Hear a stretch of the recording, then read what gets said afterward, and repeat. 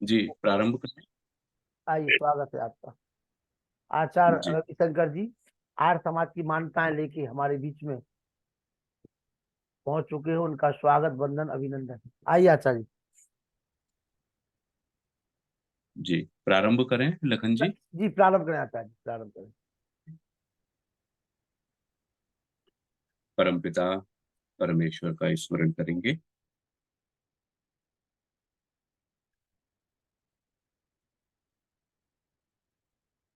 ओम।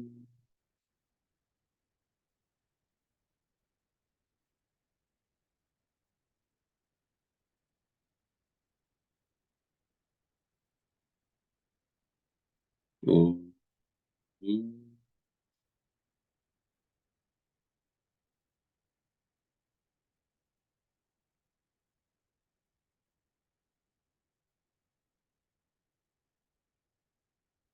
ओम।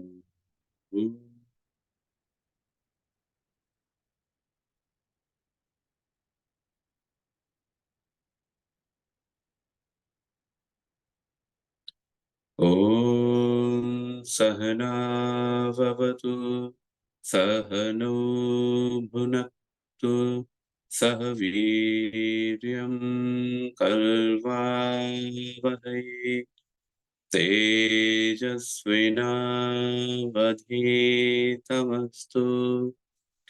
मा विद्विषावहै। ओम शांति शांति शांति।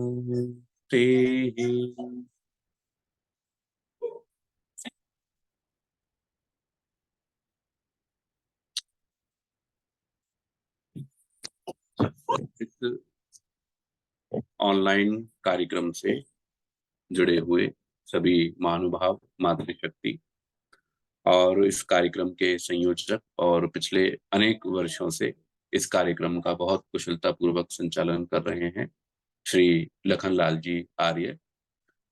और कई सारे दायित्व भी आपको हैं। मंत्री हैं आप आर्य समाज मेहरौनी के, और ये कार्यक्रम तो आप संयोजन करते ही रहते हैं और भी गतिविधियों में आप संयुक्त रहते हैं।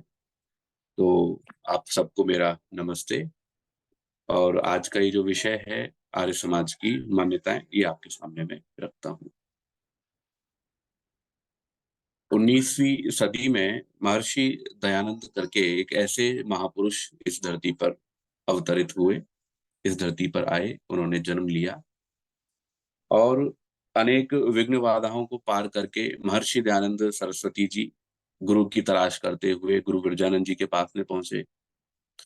गुरु विरजानंद जी ने उन्हें जो उपदेश दिया, उन्हें जो सिखाया, उनके लिए जो मार्गदर्शन किया, और गुरु दक्षिणा में फिर उन्होंने जो अपने गुरु के लिए समर्पित किया, वो निश्चित रूप से अभूतपूर्व है। पूरे इतिहास में निश्चित रूप से वो एक अलौकिक घटना है और गुरु शिष्य का बहुत ही आत्मीय वो प्रेम का समय था। तो महर्षि दयानंद जी वहां से निकले और निकल करके वैदिक धर्म के प्रचार प्रसार के लिए वो उद्यत हुए। पूरे भारतवर्ष में घूम घूम करके उन्होंने वैदिक धर्म का प्रचार प्रसार किया। मुख्य रूप से उत्तर भारत में महर्षि दयानंद जी ने वेदों का बिगुल बजाना प्रारंभ किया। जगह जगह पर जाकर के वो अपनी वैदिक शिक्षाओं को दिया करते थे। मध्य भारत में भी गए वो। अब अगर हम अ, दक्षिण भारत की बात करें तो मुंबई में वो गए। तो बहुत सारे देशों में, प्रदेशों में, जगह जगह पर घूम घूम करके उन्होंने वैदिक धर्म के प्रचार प्रसार का कार्य किया। उनके जो शिष्य थे, उनके जो चाहने वाले थे, उनकी तरफ से एक बात ये आने लगी कि स्वामी जी, आपके जीवन काल में आप जो उपदेश कर रहे हैं, उन उपदेशों का प्रभाव और वो जो उपदेश हैं उनसे हम लाभान्वित हो रहे हैं, लेकिन आपके जाने के बाद क्या परिस्थिति बनेगी, उससे हम किस प्रकार से फिर आपके उपदेशों का लाभ ले सकेंगे। तो किसी न किसी एक संगठन का निर्माण होना वहां पर आवश्यक है। और फिर एक समय ऐसा आया जब आर्य समाज रूपी संगठन की महर्षि दयानंद सरस्वती जी ने मुंबई में स्थापना की। वैसे यूं देखा जाए तो हमारी जो भारतीय परंपरा है, जब से ये सृष्टि की उत्पत्ति हुई तब से लेकर के आर्यों का ही साम्राज्य रहा, आर्य ही विचारधारा रही, आर्य लेकर के ही आर्य नाम से ही संबोधन हुआ करते थे। तो एक तरीके से तो प्रारंभ में तो ये आर्यों का ही समाज था, पूरा विश्व ही आर्य विचारधारा से और आर्यों से उत्पन्न था। लेकिन फिर भी एक कालखंड ऐसा आया कि उसके बाद में विधिवत रूप से महर्षि दयानंद सरस्वती जी ने एक संगठन के रूप में आर्य समाज की स्थापना की। तो आर्य समाज की जब स्थापना हुई उस समय में देश में अनेक प्रकार के संगठन, अनेक प्रकार के विचार चला करते थे। प्रार्थना समाज के रूप में, ब्रह्म समाज के रूप में, थियोसॉफिकल सोसाइटी के रूप में, अनेक प्रकार के धार्मिक संस्थाएं भी बहुत रूप में प्रचलित थे। अनेक प्रकार की मान्यताओं को लेकर भी अनेक प्रकार के संगठन प्रचलित थे। लेकिन महर्षि दयानंद जी को जो अभीष्ट था, उस अभीष्ट को लेकर के उन्होंने एक संगठन की स्थापना की। और अनेक जो संगठन थे, उन संगठनों के साथ में किसी किसी विचारधारा को लेकर के सम्मति बन भी पा रही थी, लेकिन एक विषय ऐसा था कि जिससे कि सम्मति नहीं बन पा रही थी, और वो क्या था? वो त्रैधवाद का सिद्धांत था। महर्षि दयानंद सरस्वती जी ने अपने जीवन काल में जो कुछ भी भ्रमण किया, जो कुछ भी सीखा, तर्क वितर्क किए, प्रमाण उन्होंने जुटाए और ये सब सारा किया, उसके आधार पर महर्षि दयानंद जी कुछ निष्कर्षों पर वहां पर वो खरे उतरे। कुछ निष्कर्ष उन्होंने निकाले, और उन निष्कर्षों में जो सबसे जो प्रधान जो निष्कर्ष था, वो निष्कर्ष त्रैतवाद के सिद्धांत का था। महर्षि दयानंद सरस्वती जी ने कहा कि 3 सत्ताएं हैं जो अनादि सत्ताएं हैं, ईश्वर, जीव और प्रकृति। तो सबसे पहला विषय उन्होंने ईश्वर का लिया। हम देखेंगे सत्यार्थ प्रकाश को, देखेंगे महर्षि के और ग्रंथों को, देखेंगे वेद भाष्य को, देखेंगे ऋग्वेद आदि भाष्य भूमिका को देखेंगे। आप किसी भी ग्रंथ को देख लीजिए, महर्षि दयानंद सरस्वती जी का कोई ऐतिहासिक कोई व्याख्यान हो, वहां देख लीजिए, कुछ भी देख लीजिए, महर्षि दयानंद सरस्वती जी जो शुरुआत करते हैं वो ईश्वर से ही उनकी शुरुआत होती है। तो ऋषि दयानंद की ये मान्यता थी, आर्य समाज के रूप में उन्होंने ये मान्यता दी कि ईश्वर एक अनादि सत्ता है, अर्थात ना तो कभी ये उत्पन्न हुई है और ना ही कभी ये नष्ट होगी। ईश्वर का बहुत बड़ा व्याख्यान महर्षि दयानंद सरस्वती जी ने दिया हुआ है। ईश्वर के विषय में लिखते हुए ऋषि दयानंद कहते हैं कि ईश्वर एक ऐसी सत्ता है जो सर्वव्यापक है। ईश्वर की कभी भी मूर्ति, प्रतिमा, आकार, प्रकार, ये इस प्रकार से कुछ भी ईश्वर के विषय में नहीं रचा जा सकता, नहीं देखा जा सकता। ईश्वर सर्वव्यापक सत्ता है, और सर्वव्यापक सत्ता होते हुए वो सृष्टि के कण कण में व्याप्त है। ऐसा कोई भी स्थान नहीं है जहां पर वो सत्ता व्याप्त ना हो, जहां पर उसकी उपस्थिति ना हो। सृष्टि के प्रत्येक पदार्थ में, प्रत्येक वस्तु में वो एक रस होते हुए विद्यमान है। ऐसा भी नहीं है कि कोई एक ऐसा स्थान हो जहां पर कम हो, दूसरा स्थान ऐसा हो जहां पर ज्यादा हो।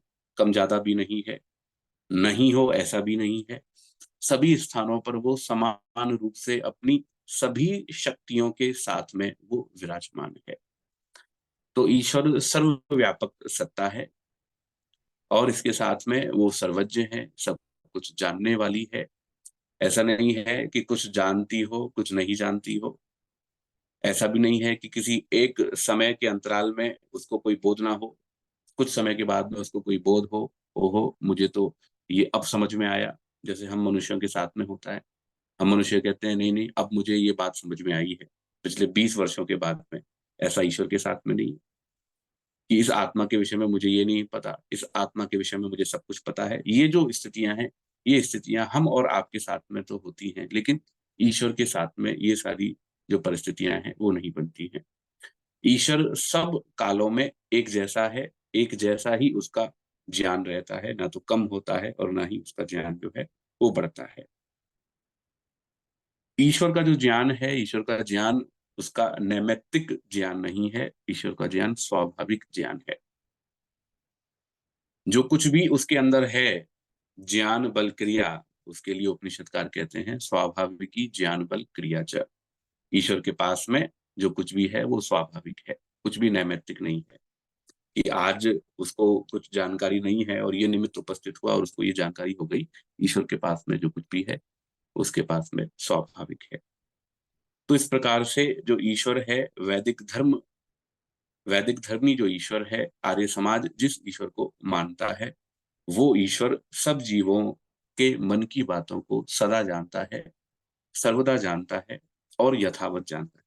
मेरे मन के अंदर क्या चल रहा है, आपके मन के अंदर क्या चल रहा है, और इस सृष्टि में जितने भी मनुष्य हैं, इतर योनियां हैं, जो कुछ भी शरीर हैं, उनके अंदर भी क्या चल रहा है, सबके मनों की बातों को एक समय में यथावत जानने वाली जो कोई सत्ता है, तो वो ईश्वर है। और उसी को ही आर्य समाज सर्वशक्तिमान के रूप में देखता है कि वही कैसा है, वही सर्वशक्तिमान है। और सर्वशक्तिमान किस रूप में है कि उसको इस सारे संसार को बनाने में, इस सारे संसार को चलाने में और इसके विनाश को करने में किसी भी प्रकार से किसी की भी सहायता की आवश्यकता नहीं पड़ती है।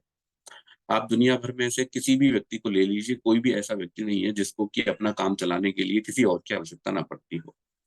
अब देखिए ये लखन लाल जी और उनकी जो सहयोगी टीम है, उन्होंने ये कार्यक्रम आयोजित कर रखा है। अब इस कार्यक्रम को भी आयोजित करने के लिए उनको अनेकों के सहयोग की आवश्यकता है।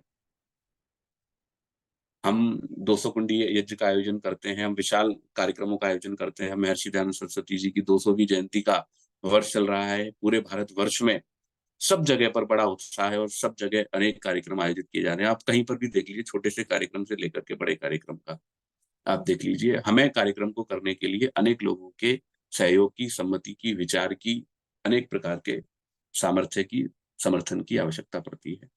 लेकिन परमेश्वर एक ऐसा स्वयंभू सत्ता है, एक ऐसी सत्ता है जिसको कि किसी की भी आवश्यकता नहीं पड़ती है। ऋषि दयानंद ने और आर्य समाज ने ये मान्यता दी कि ईश्वर जो है वो चेतन सत्ता है, जड़ सत्ता नहीं है। जड़ जो भी होगा, जड़ के रूप में जो भी कोई सत्तावान होगा वो ईश्वर नहीं हो सकता, और जो ईश्वर होगा वो केवल और केवल चेतन सत्ता होगी। अब आप देखिए, जितने भी महर्षि दयानंद के समकाल में जो भी मान्यताएं प्रचलित थी, महर्षि दयानंद जी ने अ, एक ऐसे महर्षि दयानंद एक ऐसे योद्धा हुए, एक ऐसे महापुरुष हुए जिन्होंने बड़े आत्मविश्वास के साथ में पूरे भूमंडल में और सब विरोधियों, अनेक विरोधियों के उपस्थित होने के बावजूद भी इस बात को लेकर के बहुत ही प्रबलता से उन्होंने इस बात को रखा कि ईश्वर चेतन है और ईश्वर एक है। न तस्य प्रतिमा अस्ति यस्य नाम महद यशः। वेद के अनेक प्रमाणों का, अनेक उदाहरणों को देते हुए महर्षि दयानंद ने यह कहा कि ईश्वर जो है वो ईश्वर चेतन सत्ता है और एक है। सपर्यगात शुक्रम अकायम अवृणम स्नाभिरम अपाप वित्तम, बहुत बड़ी व्याख्या उसकी है ईश्वर के विषय को लेकर के यजुर्वेद में, सभी वेदों के अंदर।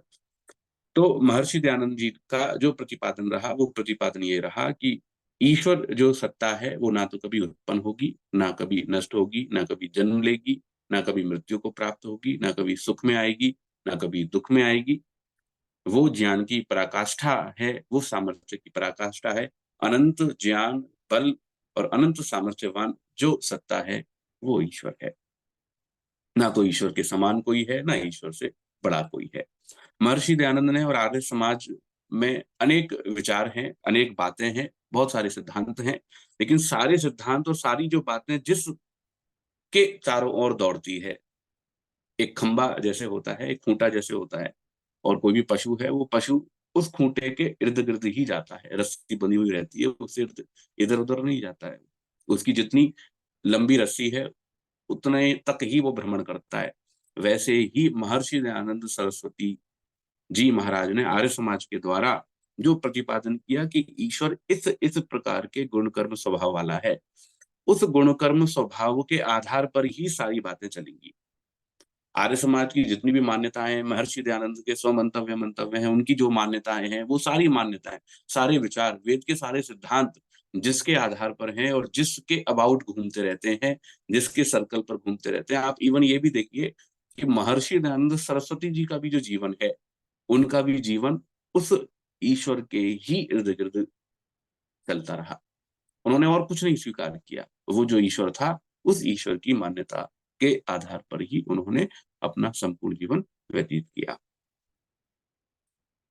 तो त्रैतवाद का सिद्धांत महर्षि दयानंद ने दिया। तो जो अनादि सत्ता ईश्वर है, ठीक उसी प्रकार से एक और अनादि सत्ता है, और वो है जीव, जिसको जीवात्मा कहते हैं, आत्मा कहते हैं। तो महर्षि दयानंद ने आर्य समाज के माध्यम से ये मान्यता दी कि जिस प्रकार से ईश्वर एक स्वतंत्र सत्ता है, ठीक उसी प्रकार से जीव भी एक अपने आप में स्वतंत्र सत्ता है। जैसे ईश्वर एक अपने आप में ही एक उसका एक एग्जिस्टेंस है, ठीक उसी प्रकार से जीव का भी अपना एक एग्जिस्टेंस है। ऐसा नहीं है जैसा कि लोक में प्रचलन में है कि लोग कहते हैं कि भाई क्या है, जीव क्या है, जीव तो ईश्वर का ही अंश है। तो इस प्रकार की मान्यता आर्य समाज में नहीं है। जीव जो है वो ईश्वर का अंश नहीं है। जीव अपने आप में एक क्या है, एक स्वतंत्र एक सत्ता है। जैसे ईश्वर को किसी ने नहीं बनाया, ईश्वर का जन्म नहीं होता, ईश्वर की मृत्यु नहीं होती, ईश्वर का विनाश नहीं होता, ठीक उसी प्रकार से जीवात्मा जो सत्ता है उसका भी प्रारंभ नहीं होता और उसका भी अंत नहीं होता। और जिसके अंदर इच्छा, द्वेष, प्रयत्न, सुख दुख और ज्ञान का अनुभव ये जो होता रहता है, वो कौन है? वो जीव है। आप देखेंगे जो तीनों ही सत्ताओं के विषय में हम चर्चा करेंगे। तीसरी जो सत्ता है वो प्रकृति है, सत्व रजस तमस साम्यावस्था प्रकृति। तो सत्व रजस तमस ये तीन तत्व हैं। इन तीन तत्वों की जो साम्यावस्था है, निश्चेष्ट जो अवस्था है, इन तीनों में बिना हलचल की जो स्थिति है, जब कोई भी हलचल नहीं रहती है, किसी भी प्रकार की कोई गति नहीं रहती है, निश्चेष्ट स्थिति रहती है। जैसे एक मान के चलिए, हम हैं, हम दिन भर दौड़ते रहते हैं, भागते रहते हैं, बोलते रहते हैं, सोचते रहते हैं, कुछ ना कुछ करते रहते हैं, बोल तीनों ही प्रकार से, शरीर से, वाणी से, मन से। लेकिन एक ऐसी अवस्था होती है जिस अवस्था में सारे व्यापार बंद हो जाते हैं, सुषुप्ति की दशा में। तो वो क्या है? वो हमारी बिल्कुल निश्चेष्ट अवस्था है, क्रिया से रहित अवस्था है।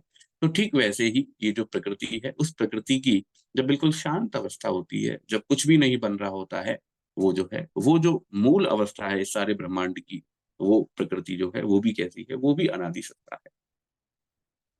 अब महर्षि दयानंद का जो सबसे बड़ा जो शास्त्रार्थ हुआ, जो सबसे ज्यादा महर्षि दयानंद के जीवन में शास्त्रार्थ हुए, वो इन्हीं विषयों को लेकर के उनके शास्त्रार्थ हुए।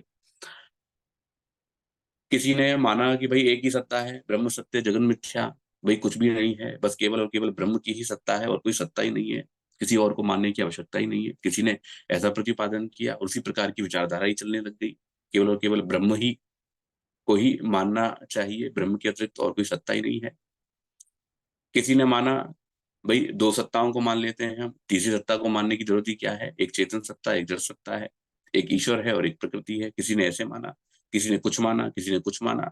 लेकिन महर्षि दयानंद ने कहा कि आपको इस सारे संसार की अगर व्याख्या करनी है, अगर आपको अब जो हो रहा है उस सृष्टि की व्याख्या जो करनी है, अगर उसकी व्याख्या करनी है, तो आपको इन तीन अनादि सत्ताओं को तो स्वीकार करना ही पड़ेगा।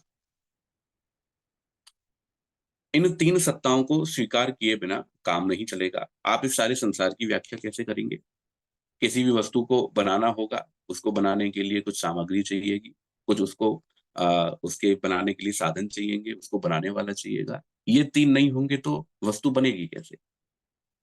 बहुत एक कॉमन उदाहरण है जो दिया जाता है, प्रचलित उदाहरण है, घड़ा है। घड़े को बनाते हैं क्योंकि वो द्रव्य है। तो जब घड़े को बनाया जाता है तो वो मिट्टी से बनता है, तो मिट्टी की आवश्यकता रहेगी। बनाने वाला कुम्हार है, उसकी आवश्यकता रहेगी। और जो उसके जो यंत्र होते हैं, जो सामग्री होती है, वस्तु होते हैं जिससे वो बनाते हैं, यंत्र आदि, उससे उसकी आवश्यकता होगी।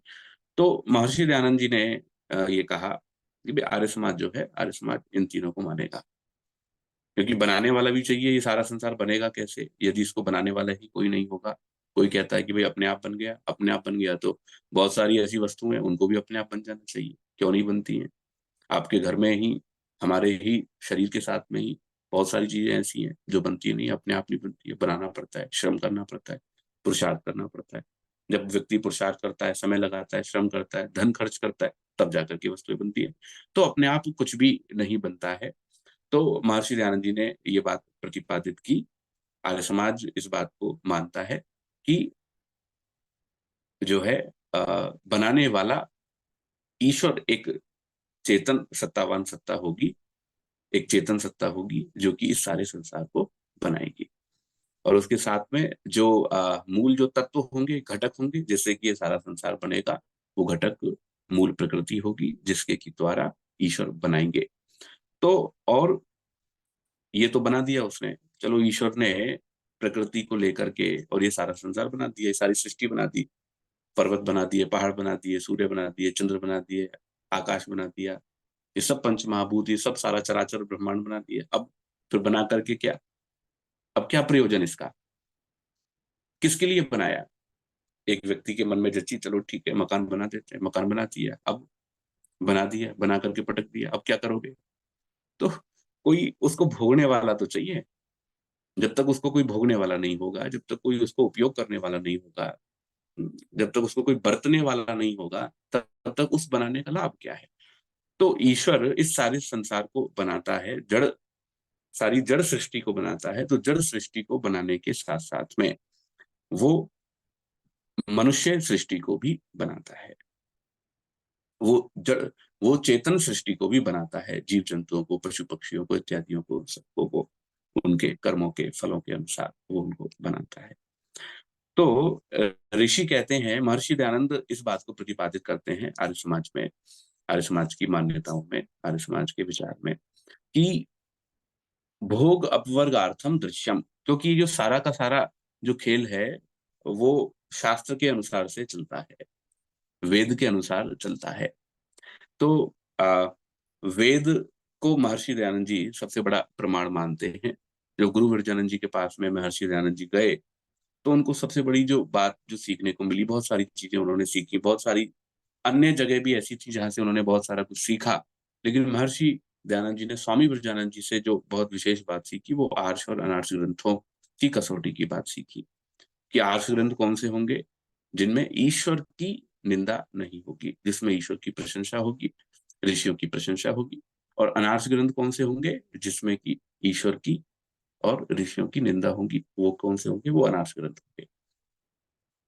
तो आर्य समाज ये मानता है कि जो ये ईश्वर है, वही ईश्वर क्या है, सारे संसार को बनाने वाला है, और इन सब मनुष्यों को बनाने वाला है, और इन मनुष्यों के लिए जीवन कैसे जीना है उसको बताने के लिए वो कुछ ज्ञान को भी देता है, ज्ञान का भंडार वो देता है, और जो कि वेद के नाम से जाना जाता है। तो वेद जो है, वेद ज्ञान की पुस्तकें हैं, वेद ज्ञान के भंडार हैं, और वो ईश्वरीय पुस्तक है, ईश्वरीय ज्ञान है, ये आर्य समाज मानता है। और जिस प्रकार से ईश्वर नित्य है, जिस प्रकार से ईश्वर नित्य है, ठीक उसी प्रकार से वेद का ज्ञान भी नित्य है। क्योंकि जो नित्य वस्तु होती है उसके जो गुणधर्म होते हैं वो भी नित्य ही होते हैं।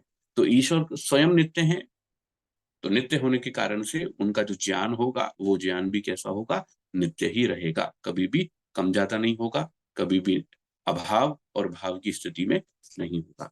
तो वेद जो है, वेद ईश्वरीय वाणी है, वेद ईश्वरीय ज्ञान है। और महर्षि दयानंद सरस्वती जी ने ये भी कहा, और बहुत बड़ा उन्होंने एक उदाहरण दिया, कि जिस प्रकार से सूर्य का प्रकाश होता है, तो सूर्य को दिखाने के लिए और किसी भी प्रकाश की आवश्यकता नहीं होती, स्वयं प्रकाशवान है। सूर्य को दिखाने के लिए और किसकी प्रकाश की जरूरत होगी?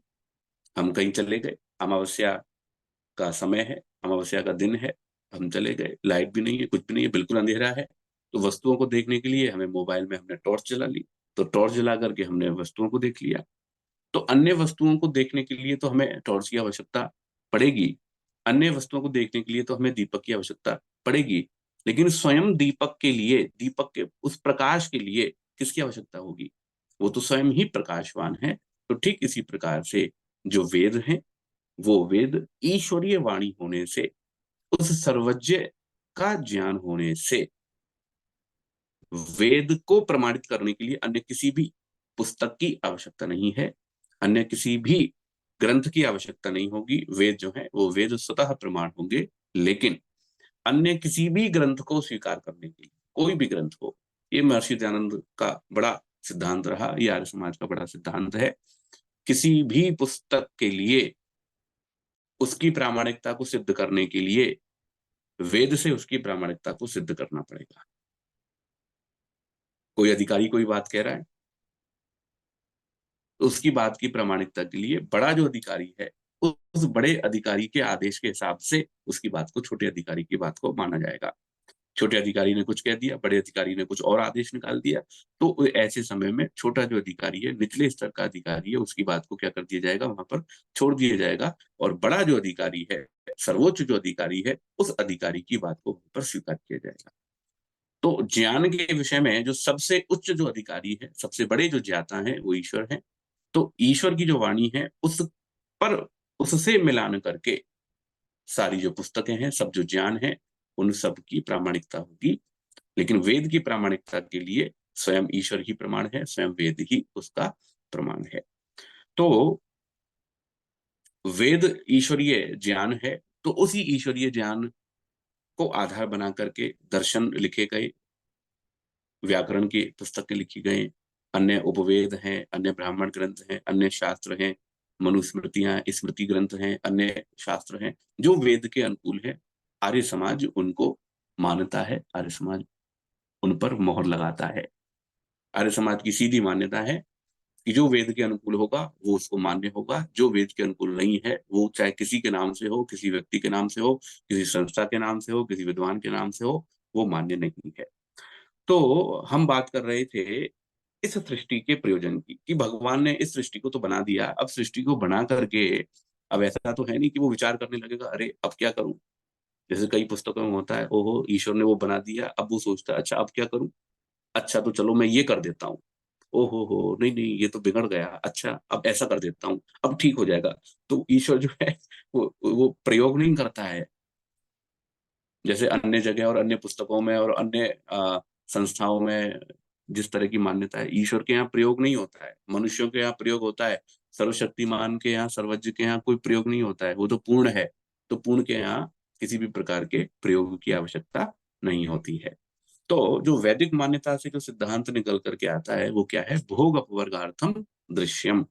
तो भगवान ने ये जो सृष्टि बनाई, ये जो जड़ सृष्टि बनाई, तो इस जड़ सृष्टि का क्या प्रयोजन है, तो इसका प्रयोजन है भोग और अपवर्ग, भोग दिलाना और अपवर्ग की प्राप्ति कराना इस सृष्टि का प्रयोजन है। तो जब भगवान ने इस सृष्टि को बनाया तो भोग, तो भोगेगा कौन, तो चेतन सत्ता, चेतन सृष्टि भी उसको बनानी पड़ेगी और अपवर्ग भी उसको दिलाना है। इसीलिए ये सारा संसार जो है वो बनाता है। तो ईश्वर ने ये सारा संसार बनाया, इस सारे संसार को बना करके उन्होंने चेतन सृष्टि जो है उस चेतन सृष्टि को भी रचा, और उसको रच करके वो क्या करता है, जीवात्माओं को आगे की जो व्यवस्था है उसके लिए आगे का जो जन्म देता है, जन्म दे करके आगे की जो व्यवस्था है उस व्यवस्था की ओर वो जीवात्माएं प्रवृत्त होती हैं। अब ईश्वर उन जीवात्माओं को जन्म देता है, तो किस प्रकार से जन्म देता है, कोई कहता है भाई ऐसी दे देगा जिसको जैसी इच्छा होगी। ईश्वर है, सर्वशक्तिमान है, जो मन करे वो कर सकता है। मन करे सो प्राण से ले, मन करे सो प्राण दे, वही तो एक सर्वशक्तिमान है। तो जो इच्छा हो गई उसकी वो कर दिया, इच्छा हो गई कर दिया जो कर दिया। भाई स्वयंभू सत्ता है, स्वयंभू सत्ता है तो जो ऐसा नहीं है। तो ईश्वर जो है सर्वशक्तिमान होते हुए भी, सारी शक्तियों से संपन्न होते हुए भी वो नियम में चलता है, ये उसका सबसे बड़ा सामर्थ्य है। आज हमारे पास में थोड़ा सा भी सामर्थ्य आता है तो नियमों को तोड़ने की इच्छा हमारी सबसे पहले हो जाती है।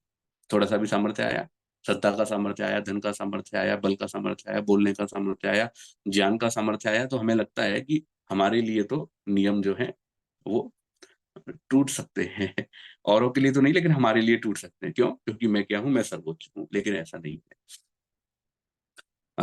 आर्य समाज ये मानता है, महर्षि दयानंद ये मानते हैं कि सबसे ज्यादा सामर्थ्यवान वो है जो नियमों पे चलता है, जो नियमों पे चल सकता है उसका सबसे ज्यादा सामर्थ्य है। तो ईश्वर जो है, ईश्वर ईश्वर जीवात्माओं को शरीर प्रदान करता है, लेकिन ऐसे ही नहीं, एवं ही नहीं, यदवा तदवा नहीं प्रदान करता है, वो उनको उनके ही किए हुए के अनुसार प्रदान करता है। प्रदान करने वाला कोई और है, जिसको दिया जा रहा है, जो प्राप्त कर रहा है वो और है। जो प्राप्त कर रहा है कर्मों का फल वो जीवात्मा है, और जो कर्मों के फल को जो दे रहा है वो ईश्वर है, और जो फलों का जो उपभोग कर रहा है जिसके माध्यम से, वो क्या है, वो प्रकृति है। जिसके लिए ऋग्वेद कहता है द्वा सुपर्णा सयुजा सखाया समानम वृक्षम परिशस्व जाते तयोरन्यो पिप्पलो स्वादवत्ती अनन्यन अनन्यन अन्यो अभिचाक शीति। तो उनमें से एक तो जो है, एक तो भोगने वाला है, एक फल को देने वाला है, और एक वो है जो क्या है, जिसके फलों को भोगा जा रहा है। तो ईश्वर कर्मों के फलों को देने वाला है। कर्मों के फलों के आधार पर ही जीवात्माओं को भिन्न भिन्न शरीर, भिन्न भिन्न सामर्थ्य उसको प्राप्त होते हैं। एक को बहुत अच्छा शरीर मिला हुआ है, एक को बहुत न्यूनता है शरीर में, एक की बुद्धि में बहुत प्रखरता है, एक की बुद्धि में प्रखरता कम है, मध्यम है, निम्न स्तर की है। एक के मन का सामर्थ्य अलग है, एक के मन का सामर्थ्य अलग है। किसी की इंद्रियों का सामर्थ्य अलग है, किसी के परिवार का सामर्थ्य अलग है। धन संपत्ति, ऐश्वर्य, ये सब सामर्थ्य जो है वो अलग अलग है। तो ये जो अलग अलग जो सामर्थ्य जो मिला है, जो प्राप्त हुआ है जन्म के साथ में, तो उसका कोई ना कोई कारण वहां पर उपस्थित होना चाहिए।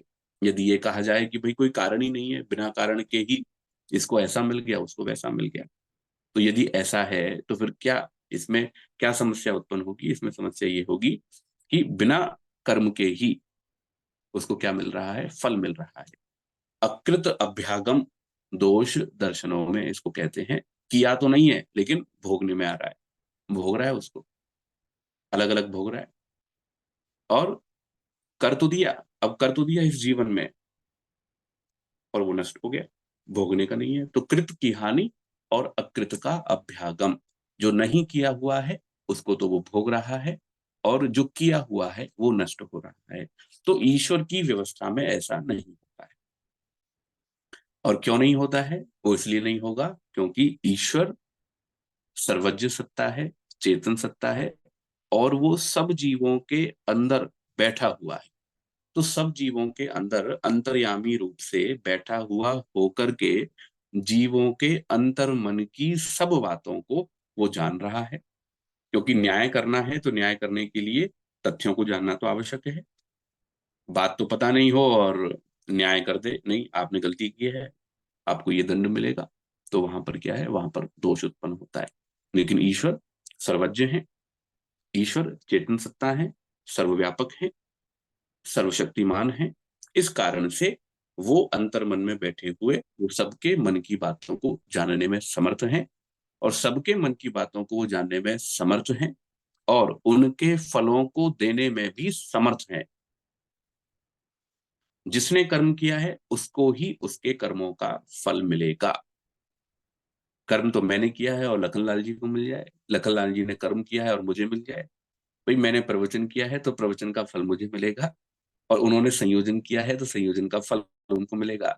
जिन्होंने गीत गाया है उनको गीत का फल मिलेगा।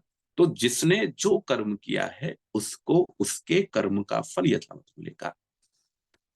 आर्य समाज इस बात पर बहुत दृढ़ है कि किया हुआ जो कर्म है वो कर्म भोग के बिना निवृत्त नहीं होता है, भोगना पड़ेगा। अच्छा कर्म किया है, अच्छे कर्म का फल भी आपको भोगना पड़ेगा। बुरा कर्म किया है तो बुरे कर्म का फल भी आपको भोगना पड़ेगा। कर्म के फल के भोग के साथ में ही पुनर्जन्म का जो सिद्धांत है वो आर्य समाज स्वीकार करता है, पुनर्जन्म को वो मानता है। हमने जो कर्म किया है वो कर्म हमें इस जन्म में कोई लाभ देने वाला नहीं होता है। हमें लगे कि हमारे हमने जो कर्म किया है, बहुत अच्छे अच्छे कर्म कर रहे हैं, तो इसी जन्म में ही हमें उसका लाभ मिल जाएगा। हमने जो बुरे कर्म किए हैं या फिर किसी दूसरे को हम बुरे कर्म करते हुए देख रहे हैं, तो उस बुरे कर्म का फल उसको उसी जन्म में मिल जाएगा, ऐसा नहीं है। जीवात्माओं को उसके द्वारा किए हुए कर्मों का जो फल है, पूरे जीवन भर में वो जो कुछ भी कर्म करता है, शरीर से, मन से और वाणी से, इन तीनों ही प्रकार के कर्मों का जो फल है, अधिकांश जो फल है वो फल उसको इस जन्म में नहीं मिलता है, वो उसको जन्मांतर में ही मिलता है। बस बहुत थोड़े से कर्म ऐसे बताए हैं, बहुत विशिष्ट कर्म की गिनती शास्त्रों में बताई है कि जिन कर्मों का फल इसी जन्म में मिलता है, अन्यथा सभी कर्मों का फल जन्मांतर में ही मिलता है। इसलिए हमारे मन के अंदर ये भाव रहे कि कर्मों का जो ये फल का जो सिद्धांत है, ये सब बेवकूफों की बातें हैं। ये जो मन के अंदर रहता है, भाई हम तो बुरे कर्म करने वालों को प्रसन्न देखते हैं, अच्छे कर्म करने वालों को दुखी देखते हैं।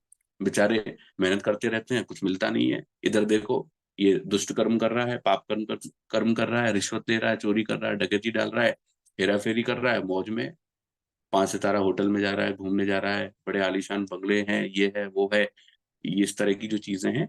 तो वेद की ये मान्यता है, ईश्वर की ये मान्यता है, आर्य समाज की ये मान्यता है कि इस समय जो किया जा रहा है वो हमें जन्मांतर में, अगले जन्मों में उन वो कर्म के फल के अनुसार हमें मिलता है। आज अनेक सारी योनियां हैं, अनेक सारे शरीर हैं, जीव जंतुओं के शरीर हैं, मनुष्यों में भी बहुत सारी भिन्नताएं हैं। तो वो जो भिन्नताएं हैं, वो जो अनेक पृथक पृथक शरीरों की जो स्थितियां हैं, वो स्थितियां किस कारण से हैं? वो पूर्व जन्म में हमने कोई कर्म किया है, कर्म हुए हैं हमसे, अच्छे बुरे, उन परिस्थितियों के अनुसार आज हमें मिला है। आज हम जो करेंगे उसके अनुसार आगे हमको मिलेगा। तो पुनर्जन्म आर्य समाज स्वीकार करता है। और पुनर्जन्म में ऐसा नहीं है जिस प्रकार से कुछ लोग मानते हैं कि आज हमें, कुछ लोग पुनर्जन्म भी मानते हैं, लेकिन उसमें ये मानते हैं आज हमें स्त्री का मिला है तो अगले जन्म जो है वो स्त्री का ही मिलेगा, पुरुष का मिला है तो अगला जन्म जो है वो पुरुष का मिलेगा, कुत्ते का मिला है तो अगला जन्म जो है कुत्ते का मिलेगा। ऐसी मान्यता आर्य समाज के अंदर नहीं है। जीवात्मा को कर्मों का फल मिलेगा, लेकिन वो जो फल होगा वो उसके कर्मों के अनुसार। कर्म कैसे हैं?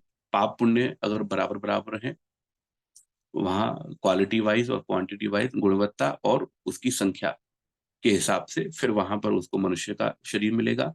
पुण्य यदि अधिक है तो वहां पर उसको अच्छी स्थितियां मिलेंगी, अच्छा शरीर, मन, बुद्धि, ऐश्वर्य, इंद्रियों की स्थितियां, ज्ञान की स्थितियां, उन्नति के अवसर वो अच्छे मिलेंगे। यदि वहां पर उसके पाप कर्म अधिक हैं तो इतर योनियां मिलेंगी। तो ये निश्चित रूप से नहीं कहा जा सकता कि मनुष्य शरीर है और मनुष्य शरीर में पुरुष का है तो अगला जन्म पुरुष का ही होगा, महिला का हुआ है तो अगला जन्म महिला का ही होगा, ये योनि मिली है तो अगली बार यही योनि मिलेगी। कर्मों के अनुसार ही ये तय होगा। ना तो ये आपके वश का विषय है, ना ये मेरे वश का विषय है। ये मनुष्य के ज्ञान का और मनुष्य के सामर्थ्य से बाहर का विषय है कि अगली बार मुझे कौन सी योनि मिलेगी, किस प्रकार का शरीर मुझे मिलेगा। लेकिन हाँ, वो मिलेगा न्यायपूर्वक, उसमें किसी भी प्रकार की कोई त्रुटि, कोई भी रेंडरिंग की संभावना वहां पर नहीं है। आर्य समाज की जब महर्षि दयानंद जी ने जब स्थापना की तो एक ऐसा बहुत बड़ा वर्ग था, एक बहुत बड़ा समुदाय था।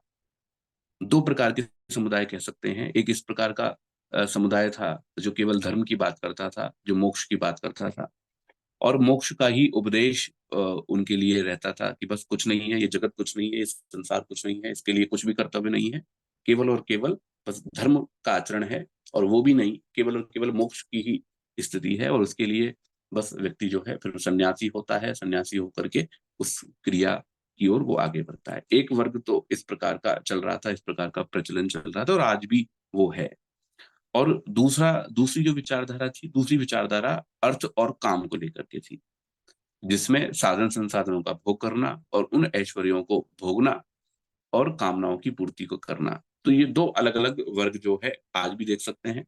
आज पहली वाली विचारधारा वाला जो वर्ग है वो तो शिथिल कह सकते हैं थोड़ा सा, लेकिन जो दूसरी जो विचारधारा है, अर्थ और काम, आज का जो युग है कहा जाता है कि अर्थ प्रधान युग है। तो अर्थ के साथ साथ में वो काम भी वहां पर जुड़ा हुआ है। तो अर्थ जुड़ा हुआ है, अर्थ का मतलब साधन, संसाधन, ऐश्वर्य, ये सब सारी चीजें।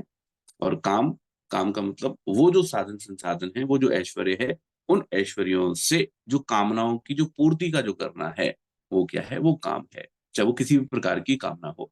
तो आज जो स्थिति है वैसी ही कुछ उस समय में भी स्थिति थी।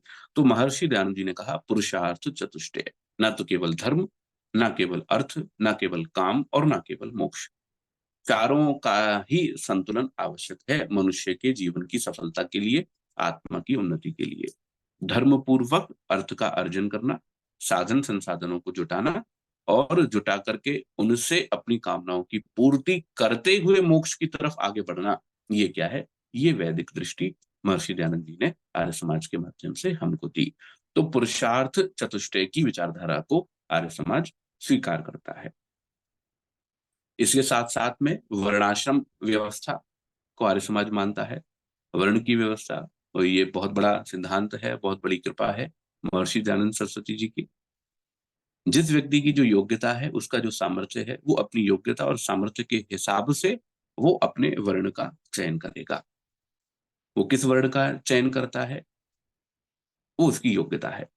और ऐसा भी नहीं है कि निम्न कुल का है, यदि जन्म हुआ है उसका निम्न कुल में जन्म हुआ है, वैश्य कुल में जन्म हुआ है, क्षत्रिय कुल में जन्म हुआ है, शूद्र कुल में जन्म हुआ है, लेकिन योग्यता उसकी विशेष है, तो विशेष योग्यता होने के कारण से वो उच्च कुल में जाएगा। और यदि उच्च कुल में पैदा हुआ है, जन्म से कहने लगे साहब मैं तो ब्राह्मण हूँ, और ब्राह्मण होने के कारण से मुझे तो इससे दखल नहीं कर सकते, आप बेदखल नहीं कर सकते, मैं तो ब्राह्मण ही रहूंगा, ब्राह्मण कर्म करूंगा, लेकिन ब्राह्मण कर्म की योग्यता नहीं है।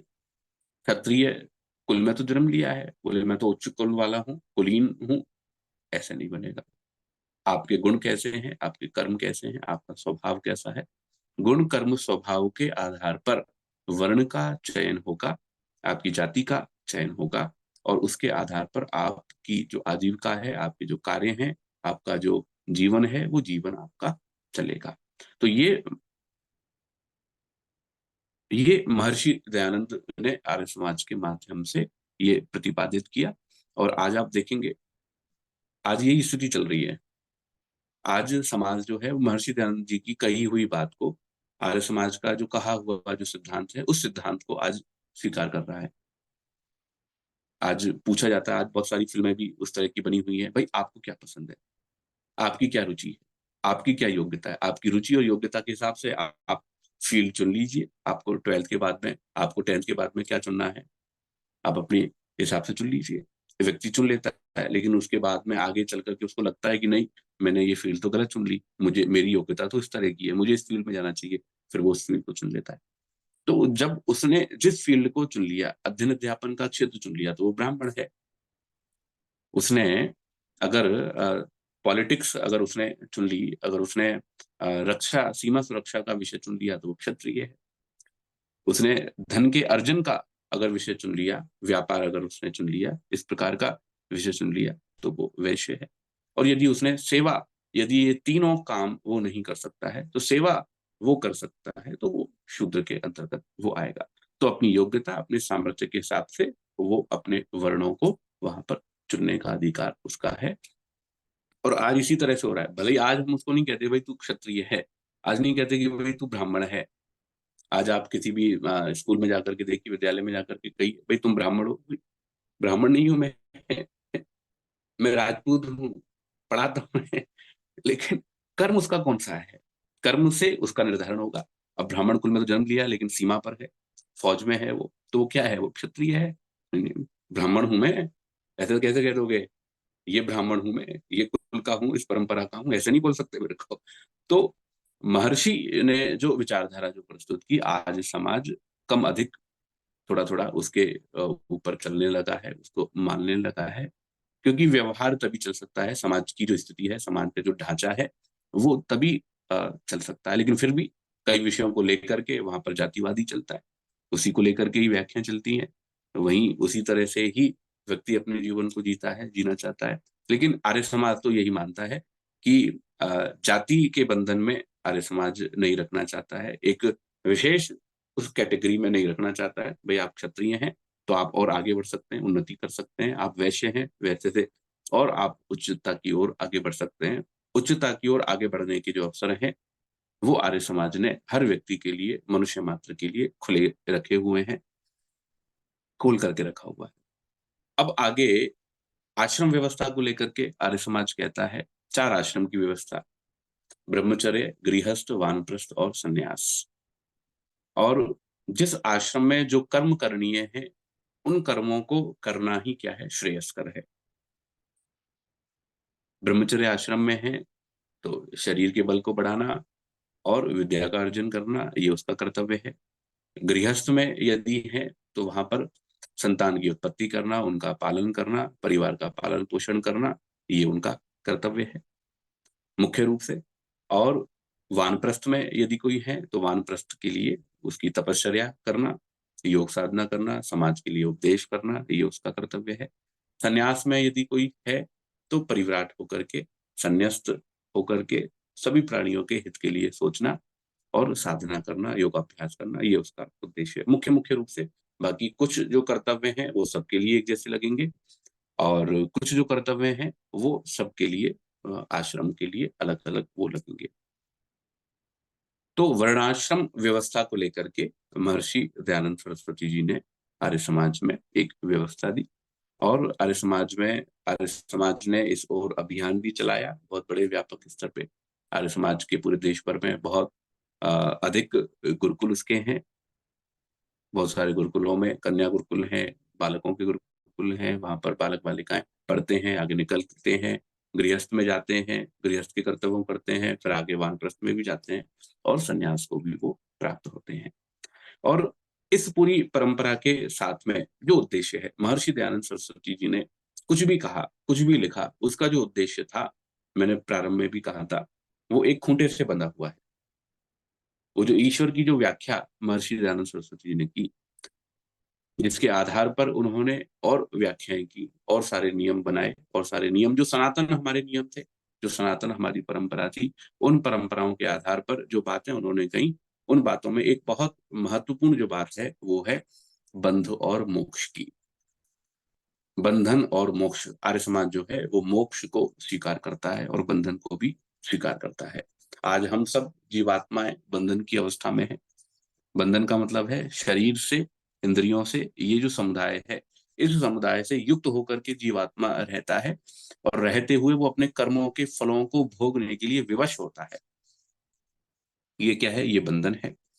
और इसके विपरीत मोक्ष क्या है? बंधन का जो छूटना है, एक बहुत लंबे समय तक के लिए बंधन का छूटना और ईश्वर को प्राप्त हो जाना।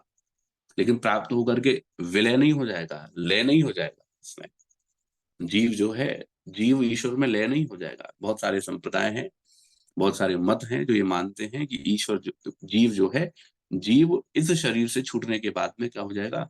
अरे वो तो भगवान को प्राप्त हो गए। तो प्राप्त हो गए मतलब भगवान को लय हो गए, इस तरह से बोलते हैं। तो लय नहीं हो जाते हैं, भगवान ही नहीं हो जाते हैं।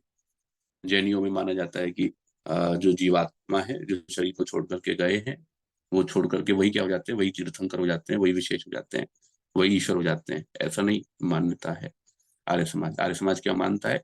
ईश्वर जो है, ईश्वर सभी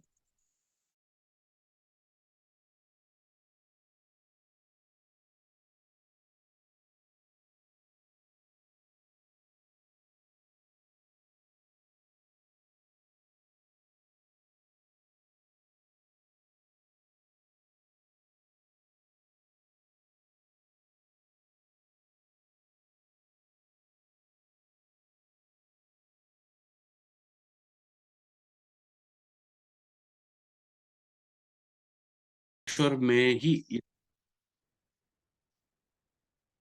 यदि वो ईश्वर में ही हो जाए तो फिर वहां पर इतना सारा पुरुषार्थ करने की आवश्यकता ही क्या है? भोगता तो वहां पर रहना ही चाहिए। हमने इतनी मेहनत की, इतनी मेहनत करके मान लीजिए हमने किसी व्यवस्था को बनाया, कोई भवन बनाया, कोई और कोई व्यवस्था बनाई, कुछ बनाया, कोई व्यापार प्रारंभ किया, कुछ भी किया, तो उसको प्रारंभ करके उसका प्रयोजन क्या है कि उसका जो लाभ है वो लाभ वहां पर उसको मिलना चाहिए। वो जो जो करने वाला है, उस करने वाले को भोजन बनाया, भोजन बना करके खाने को ही ना मिले तो फिर क्या लाभ हुआ? तो भोजन बना करके जो भोग करना है, उस भोजन को करना है, वो क्या है? वो उद्देश्य है।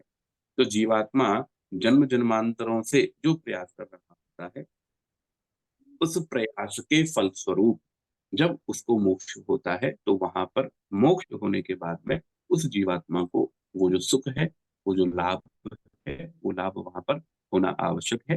वो एक स्वतंत्र सत्ता के रूप में वो वहां पर विद्यमान रहता है, और वो उस लाभ को प्राप्त करता है। तो आर्य समाज, ये बहुत सारी बातें मैंने आपके सामने की। इन सारी बातों को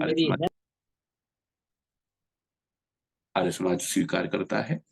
और मुख्य मुख्य जो बातें हैं, आर्य समाज जिन बातों को मानता है, वो बातें मैंने आपके सामने रखी, बहुत संक्षेप में बात रखी। वैसे ये जितने भी बिंदु थे जो मैंने आपके सामने रखे, हर बिंदु अपने आप में बहुत बड़ा है।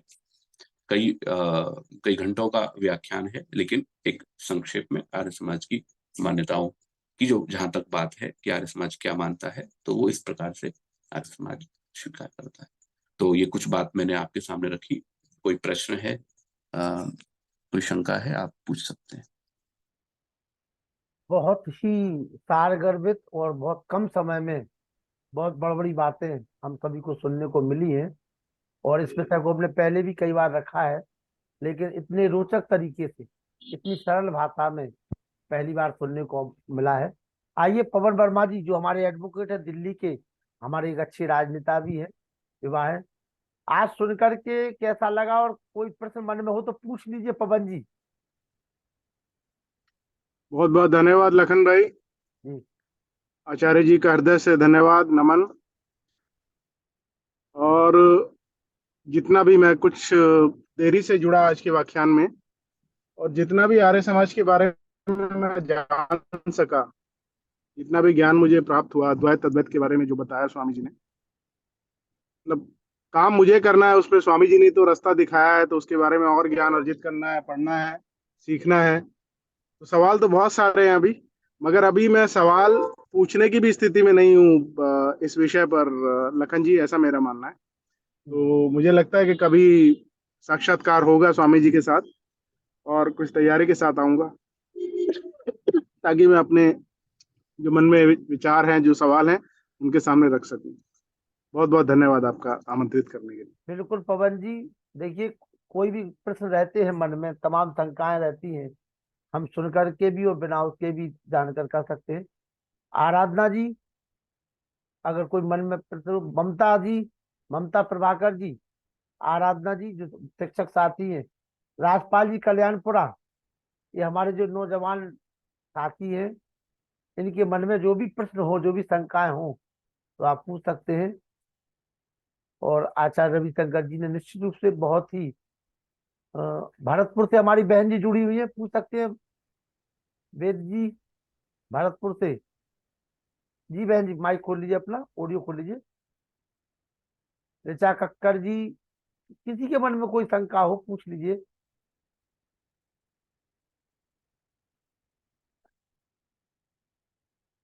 जी सुधीर जी, आइए बताइए क्या शंका है आपकी, प्रश्न पूछना हाँ केवल। हाँ जी, आदरणीय लखनलाल जी, और आज के जो है वो विद्वान प्रवक्ता श्री रवि आर्य जी, आपको मेरा नमन। बहुत ही ध्यानपूर्वक मैंने आप सुना, और मैं केवल एक प्रश्न अवश्य पूछना चाहूंगा। आर्य जी, रवि जी, आप सुन रहे हैं ना मुझे? हाँ सुन रहे हैं, बोलिए आप। हाँ, हाँ जी, देखिए, बोलिए। आपने अपने त्रैतवाद वाले सिद्धांत में ईश्वर, जीव और प्रकृति का जो वर्णन किया है, उसमें एक प्रश्न स्वाभाविक जो है वो उत्पन्न होता है, और उसको आपने टच नहीं किया। शायद हो सकता है वो विषय लंबा हो या थोड़ा ज्यादा पेचीदा है, इसलिए आपने उसको शुरुआत नहीं किया। लेकिन मैं उस पर एक क्वेश्चन पूछ रहा हूँ कि जब ईश्वर अपने आप में एक चेतन सत्ता है और स्वतंत्र सत्ता है, कर्म करने के लिए जीव जो है वो स्वतंत्र है, लेकिन उसके फल के लिए जो है वो न्यायाधीश, वो अपने आप में स्वतंत्र है कि वो अपने तरह से किस डिग्री का जो है वो भोग भुगवाता है, या किस तरह का दंड देता है, या पुण्य यदि कर्म है तो उसको किस तरह से लेता है, वो उसके लिए स्वतंत्र है। लेकिन प्रश्न यह है कि जब ईश्वर ने नेक्स्ट जब प्रकृति बनाई या जीव का जब निर्माण किया, तो सबसे पहले जो है वो जीव का निर्माण या मनुष्य जाति जो इसको बोलते हैं, उसका निर्माण कैसे हो गया? कहीं कोई तो विधि होगी। तो उसके लिए यही प्रचलित बताया जाता है कि वो सबसे पहले सृष्टि में जो है अमैथुनी क्रिया से जो है वो जीव का निर्माण हुआ था, मनुष्य जाति का निर्माण हुआ था। इस पर थोड़ी सी मैं आपकी टिप्पणी चाहूंगा कि क्या ये संभव था।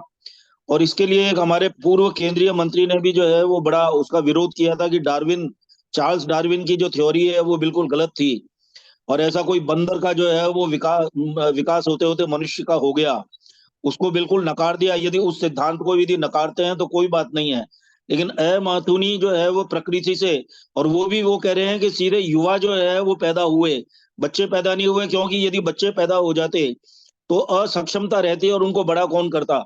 इस पर थोड़ा सा मैं आपकी टिप्पणी चाहूंगा कि ईश्वर ने जो है वो किस तरह से इस जीव का निर्माण किया। जी जी जी, सबसे बड़ी बात ये है इसमें, जी बहुत अच्छा प्रश्न है आपका।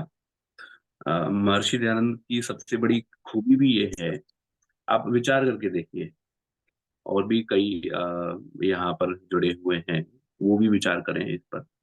और इससे अच्छा और उपाय क्या हो सकता है, और इससे अच्छा और समाधान क्या हो सकता है? क्योंकि प्रारंभ तो हुआ होगा, प्रारंभ तो आपको मानना पड़ेगा, प्रारंभ तो आपको करना पड़ेगा। भाई ये जो सृष्टि की परंपरा है, ये जो चली आ रही है, मैं हुआ मेरे माता पिता से, माता पिता अपने माता पिता से, वो अपने माता पिता से, तो कहाँ, भाई कहीं ना कहीं प्रारंभ तो हमें उसका स्वीकार करना पड़ेगा।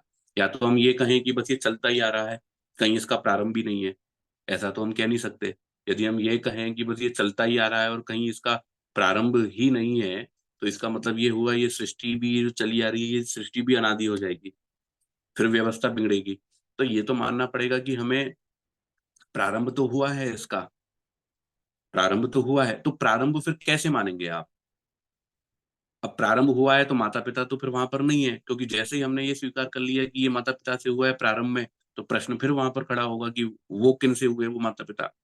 फिर आप कहेंगे कि उनके माता पिता ये होंगे, तो प्रारंभ तो उसको तो मानेंगे नहीं, फिर हम पीछे चले गए और फिर हमें जाना पड़ेगा। तो इसको दर्शनों में कहते हैं अनवस्था दोष। अनवस्था दोष के अंतर्गत हम इसको लेकर के चलते हैं, मतलब कोई उत्तर नहीं बन पाना। वो इसके पीछे क्या, इसके पीछे क्या, इसके पीछे क्या, सबसे प्रारंभ में क्या आप कहेंगे कि इसको इन्होंने जन्म दिया, तो उन्होंने उनको किन्होंने जन्म दिया, फिर आपको फिर और पीछे जाना पड़ेगा। तो ये कोई समाधान नहीं है। तो आपको प्रारंभ आपको दिखाना पड़ेगा, प्रारंभ आपको करना पड़ेगा। और प्रारंभ करने की जो सबसे बड़ी जो विधि है, सबसे अच्छी जो विधि है, वो महर्षि दयानंद सरस्वती जी ने दी हुई है। अब ये कैसे होगा, कैसे होता होगा? देखिए, ईश्वर के लिए तो कुछ भी कठिन नहीं है। जब ईश्वर ने ऐसी व्यवस्था दे दी कि गर्भ होगा, और गर्भ के अंदर वो जो शिशु है, वो जो भ्रूण है, वो बढ़ता हुआ और इस प्रकार से वो 9 महीने के अंदर 2.5-3 किलो का होकर के और सब अंग विकसित होकर के वो आएगा।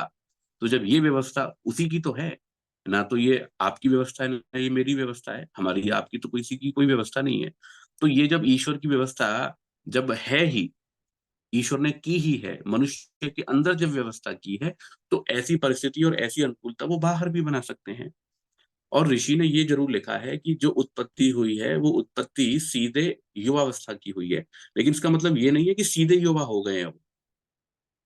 उनका जो क्रम हुआ होगा, वो जो वृद्धि हुई होगी, वो उनका जो कोई भी खोल होगा, गर्भ होगा, उस गर्भ में वो बड़े होंगे।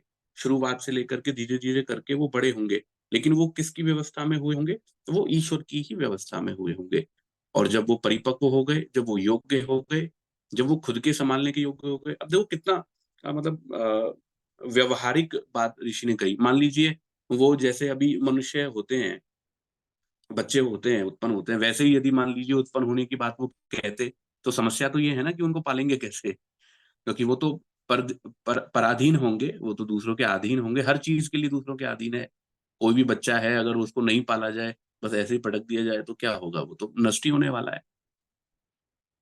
लेकिन वो युवा हो गए, और युवा होने के साथ में उतना ज्ञान, उतना विवेक जितना आवश्यक है जीवन जीने के लिए, उसके साथ में, स्वाभाविक ज्ञान के साथ में उसको उत्पन्न किया। और उत्पन्न कर करके फिर जो ये सारा संसार है, और ऋषियों के माध्यम से अग्नि वायु आदित्य अंगिरा, वो जो ज्ञान की परंपरा है, उस ज्ञान की परंपरा से फिर जो सृष्टि है, फिर वो सृष्टि और आगे वहां पर बढ़ती है। जी, म्यूट है आपका। हाँ जी, सुधीर जी बोलिए। सुधीर जी माइक खोलिए। चलिए, चंद्रिका शर्मा जी। इससे बेहतर और कोई उत्तर नहीं हो सकता इस प्रश्न का। चलिए, धन्यवाद। चंद्रिका शर्मा जी। हाँ, नमस्ते, धन्यवाद। जी। मैं सुधीर जी, आपको एक बात बताना चाहूंगा कि हमने एक सीरियल देखा था, हालांकि वो है तो पौराणिक ही, और उसमें प्रद्युम्न जी को शिशु अवस्था से युवा अवस्था में रसायन विद्या के द्वारा किया गया है। 20 वर्ष 25 वर्ष का युवक उसको बना दिया था। तो जब ऐसा हो सकता है, तो क्यों नहीं सृष्टि के आरंभ में ऐसा होगा कि भाई युवा ही दंपति भगवान ने तिब्बत प्रदेश में उतारे थे आइए बलदेव मनुष्य के रूप। एक सेकंड लखनलाल जी, मेरे को कृपया अनम्यूट मत करिए। बहुत इंपॉर्टेंट जो है वो प्रश्न है, वो पूछने दीजिए, सबके लिए कॉमन इंटरेस्ट रहेगा, जी, पूछिए कृपया।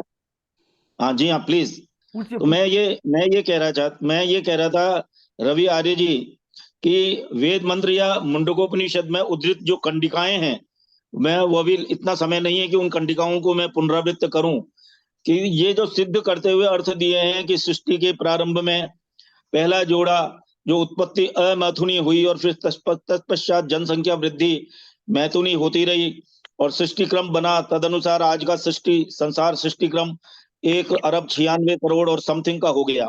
पर इस मंत्रों की सापेक्षता पर यदि जाया जाए तो जहां चार्ल्स डार्विन के मानव विकास सिद्धांत के को वैदिक मनीषियों ने सिरे से नकार दिया है, इस प्रसंग में ऋषि दयानंद के 1878 और 1879 के 2 भाषण प्रसंगों का हवाला देकर अपना अर्थ निकालते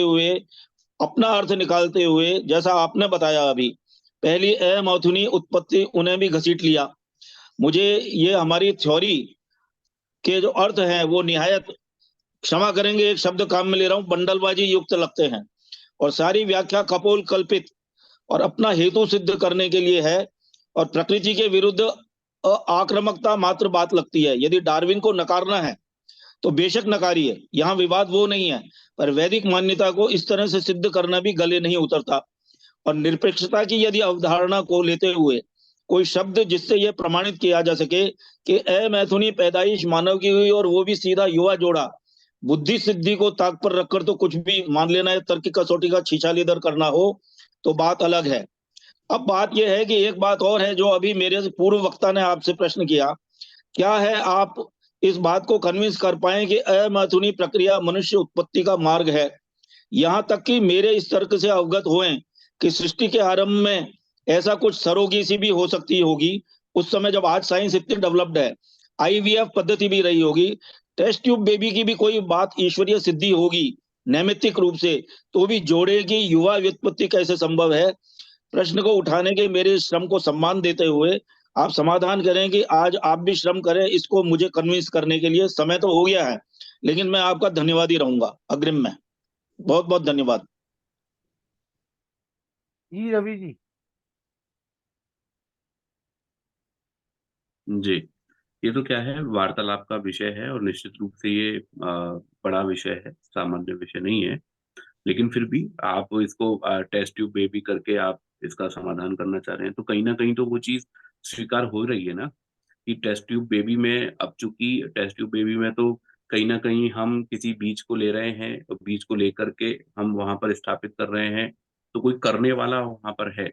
लेकिन उस प्रक्रिया में तो वो तो ऐसी स्थिति है जहां पर मनुष्य है ही नहीं, जहां पर कोई सृष्टि की स्थिति है नहीं, तो खाली मनुष्य छोड़ो। सृष्टि वहाँ पे है ही नहीं, तो मनुष्य सृष्टि के अभाव में फिर हमको वहां की उत्पत्ति की बात करनी है। और जहां तक रहा डार्विन का सिद्धांत कर रहे हैं, डार्विन वाद का सिद्धांत तो मतलब किसी भी तरीके से युक्त नहीं बैठता है। कई वैज्ञानिकों के द्वारा भी उसका खंडन किया जा चुका है। और ये कैसे संभव है कि एक बंदर है और धीरे धीरे करके वो इतना विकसित हो सकता है, तो बंदर तो जो है वो बंदर ही रहेगा और मनुष्य जो है वो मनुष्य ही रहेगा।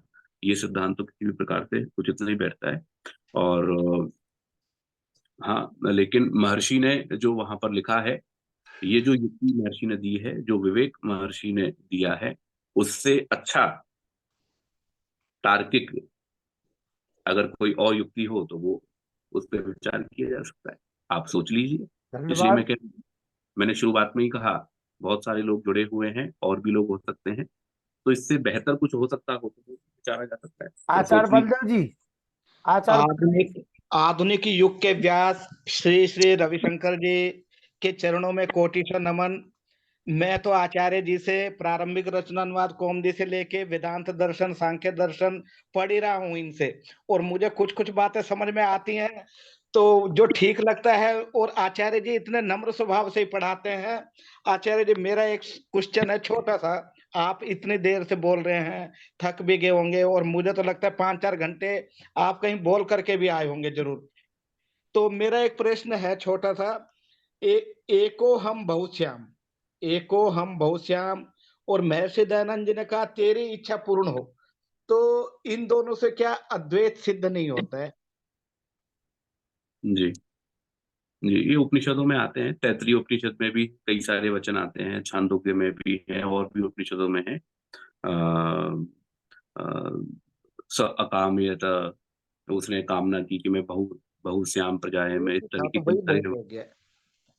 बहुत सारे वाक्य इस तरह के आते हैं। लेकिन उसका तात्पर्य ये है कि मैंने कामना की, मतलब ईश्वर जो है वो ईश्वर कह रहे हैं कि मैं कामना करता हूँ, मैं ईक्षण करता हूँ, मैं बहुत हो जाऊं, मतलब ये सृष्टि के रूप में, अपनी व्याप्ति के रूप में बहुत हो जाऊं। अभी तो मैं निराकार रूप में हूँ, लेकिन निराकार रूप में होता हुआ ये जो प्रकृति है, जो मूल प्रकृति है, इस मूल प्रकृति से मैं सृष्टि को बना करके बहुरूप हो जाऊं।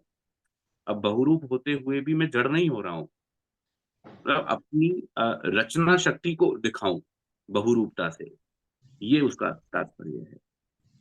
बहुरूप अगर हम वहां पर, अगर हम उसका सीधा सीधा अगर हम मानने लगेंगे तो फिर क्या मतलब नहीं रहेगा। उसके अंशों को हम स्वीकार करेंगे कि बहुत अंशों वाला परमेश्वर हो गया, बहुत टुकड़ों वाला परमेश्वर हो गया, बहुत प्रकार से वो परमेश्वर हो गया। लेकिन वैदिक सिद्धांत ये है कि ईश्वर क्या है, ईश्वर एक है। आर्य समाज की मान्यता है और वैदिक पूरे वांग्मय की मान्यता है, एकेश्वरवाद को लेते हुए चलते हैं। तो ईश्वर एक है और एक होता हुआ भी वो कामना करता है। सो अकाम्यता, उसने कामना की कि मैं बहुत प्रजा वाला हो जाऊं। तो बहुत प्रजा कौन सी है उसकी? ये जो सारी जो सृष्टि है, ये जो चराचर ब्रह्मांड है, ये जो विविध ब्रह्मांड है, और ये जो मानुषी जो सृष्टि है, इसके रूप में वो बहुत वाला होता है। इसका तात्पर्य है। धन्यवाद आचार्य जी, आपको कोटिशा नमन, कोटिशा प्रणाम। आप जैसे संत यदि मिलते रहेंगे तो ये धरा पे आर्य जगत में आर्य समाज का प्रचार जरूर होगा, ऐसी मेरी आशा है, प्रभु से प्रार्थना है। आचार्य तो बलदेव जी, आचार्य हाँ जी बलदेव, सर, आपके लिए 2 वचन कहने थे सर, नहीं इजाजत हो नहीं तो कह दो। नहीं, हमें नहीं कुमाऊं ना, हमें तो जो चाहने हैं कि हमसे एक वचन दो कि कम से कम हम अपने 8-10 मित्रों को जोड़ेंगे, ये वचन। आपने कहा आचार्य जी एक दिन की शेर, सवा शेर, बब्बर शेर, उन सबको नियंत्रण करने वाले लखनलाल आर्य जी को कोटिशा नमन। ये आपके शब्द है, वो नहीं दोहरा रहा हूं मैं। कहाँ की बात कहाँ ले गया। मैं ये कह रहा हूँ कि मुझे 5-6 मित्र चाहिए आपके, जिनको आप यहाँ जोड़े। मैं जो कोशिश करूंगा, आज से लगूंगा। वो तो ठीक है, देखिए, अब अगर आप रविशंकर जी पे छोड़ देंगे केवल कि आप ये करते मैं रहो, करूंगा, कोशिश करूंगा। वेदों का प्रचार आप करते रहो, व्याख्यान आप करते रहो, या जवन आप कराते रहो, और हम तो केवल बैठे रहेंगे, तो ऐसे काम नहीं बनेगा। रविशंकर जी तो आधुनिक व्यास हैं। तो उनकी उनकी मान लो, हमारी नहीं मान लो तो। ये आपके ही मानेंगे, उनकी भी मानेंगे, मैं कोशिश करता हूँ। चलिए, योगेश यादव जी, लखनलाल सूर्यांश जी, लखनलाल सूर्यांश जी, आप लोग पूछिए। जी, कल्याण राजपाल जी, आर्य समाज की मान्यताएं आपने सुनी है पहली बार। हाँ जी, सुनी है गुरु जी। हाँ, कैसा प्रणाम गुरु लगा? जी। पहले प्रणाम गुरु जी के लिए जी, और नमस्ते आपके लिए। मुझे अच्छा लगा, मैं आज लेट जुड़ पाया और अभी जुड़ा कम से कम आधे घंटे पहले। कोई मन में शंका हो, कोई प्रश्न हो? हाँ, शंका मुझे गुरु जी से एक सीखने के लिए मिला कि पुरुषार्थ चतुष्टयम के माध्यम से सभी देखते हुए और बढ़ा जा सकता है ईश्वर की ओर। और शंका इधर है कि जैसे गुरु जी ने कहा,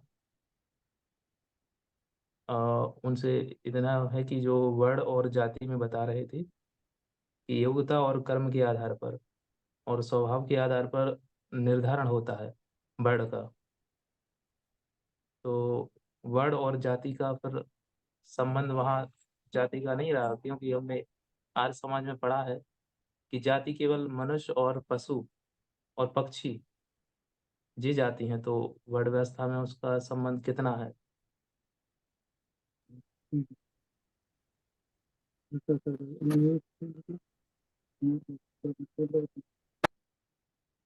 राजपाल जी, प्रश्न हो गया आपका? जी। थोड़ा सा एक बार वो पूछ लीजिए, प्रश्न क्या पूछा है आपने? और मैंने यह पूछा है कि आचार्य जी ने बताया है जो वर्ण व्यवस्था है वो गुण कर्म और स्वभाव के द्वारा निर्धारण होता है उसमें। तो उन्होंने बताया कि जाति का निर्धारण और कर्म और गुण के आधार पर वर्ण का निर्धारण होता है। तो जाति तो अलग है, जाति तो तुम्हारी हमने आर्य शंका समाज कहाँ है, में, तुम्हारी शंका कहाँ आ रही है वो बताओ तुम। तो हमें यही शंका हुई है, बाकी कोई शंका नहीं, क्योंकि हम लेट जुड़ पाए हैं। बाकी मुझे बहुत कुछ सीखने के लिए मिला है कि भाई हमें पुरुषार्थ चतुष्टयम से चलना है, तो वैसे शंका नहीं है मुझे। चलिए धन्यवाद। वो तो आपको पता ही है कि आचार्य जी से बोलने के लिए, जी। आचार्य जी से कोई शंका नहीं है। ये क्या है कि आज जैसा मैं समझता हूँ, आज क्या है, जो कास्ट सिस्टम है या जाति जो सिस्टम है, जातिवाद जो है वो बहुत रूढ़ हो चुका है ना जी। और प्राचीन काल में तो क्या था, महर्षि महर्षि जी ने उसको कोट भी किया हुआ है। हम जिस भी वर्ण में है, मान लीजिए मैं ब्राह्मण वर्ण में हूँ, लेकिन मैं इस प्रकार के कर्म करने लग गया जो ब्राह्मणोचित नहीं है, ब्राह्मण कुल में करने योग्य वो नहीं है, तो फिर क्या महर्षि कहते हैं कि भाई उस कुल से आप क्या हो जाओगे, निम्न कुल में आपको गिना जाने लगेगा। और वहां पर ये भी बात आती है कि उसमें फिर निम्न कुल में केवल गिना ही जाएगा नहीं, आपको उस कुल में आपको रहना पड़ेगा, वहां पर आपको भेजा जाएगा। निम्न कुल में आपका जन्म हुआ है और उच्च वर्ण के संस्कार आपके हैं, उस प्रकार के आप हैं, तो उस परिवार में आपको भेजा जाएगा। उस प्रकार का जो नाम है, जैसे शर्मा, आज जो ब्राह्मण वर्ण है वो शर्मा लगाते हैं, तो उस प्रकार से फिर आपको वो परिवर्तन भी करना पड़ेगा। इस प्रकार से महर्षि दयानंद जी ने लिखा है। लेकिन आज जो है, आज बहुत रूढ़ हो चुका है हमारा जो सिस्टम है, कास्ट सिस्टम जो है, जाति प्रथा जिसको हम कहते हैं, रिजर्वेशंस भी उसमें बहुत कुछ उसमें कारण बनते हैं। लेकिन महर्षि की तो ऐसी मान्यता है कि जो वर्ण हमारा है उस वर्ण में हम ऊपर भी जा सकते हैं। वर्ण मतलब जाति, वही एक ही बात है। वर्ण सिस्टम कहो या जाति सिस्टम कहो, कास्ट सिस्टम कहो, एक मोटे रूप में उसको हम कह सकते हैं। और बाकी लेकिन आज वर्तमान में वो बहुत रूढ़ स्थिति में है जी। बहुत लखन सुधार की आवश्यकता भी उसमें। लखनलाल सूर्यांश जी, लखनलाल सूर्यांश जी, चलिए कोई प्रश्न हो तो पूछ लीजिए। राम सेवक निरंजन जी आइए। लखनलाल सूर्यांश जी मेरी आवाज सुन पा रहे हैं? चलिए वेद प्रकाश शर्मा जी दो शब्द और शांति पाठ कराएं फिर। वेद प्रकाश शर्मा जी, वेद प्रकाश शर्मा जी, वेद प्रकाश शर्मा बहुत ही जी सुंदर प्रवचन आचार्य प्रवर जी का। जी। आचार्य जी के लिए कोट सा प्रणाम, धन्यवाद। हम लोगों को बहुत ही अच्छा मार्गदर्शन दिया। शांति पाठ किया जाए क्या? हाँ शांति पाठ किया जाए जी। चलिए। अंतरिक्षं शांति पृथ्वी शांति शांति वनस्पति शांति शांति शांति शांतिरेव शांति शांति शांति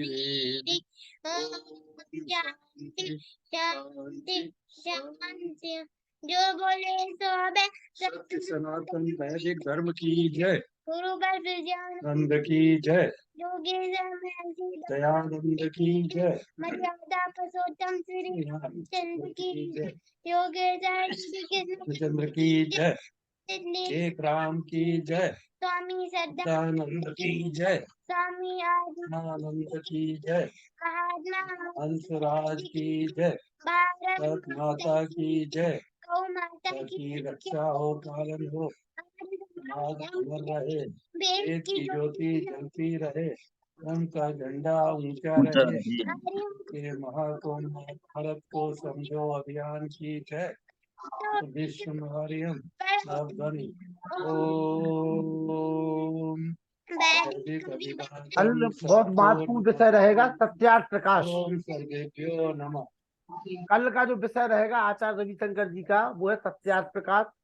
बहुत महत्वपूर्ण विषय है, उसको आप ज्यादा से ज्यादा लोगों को लेकर के आइए और आचार्य जी बड़ी सरल भाषा में हमारे बीच में रखते हैं, उसका सबको लाभ दिलाइए।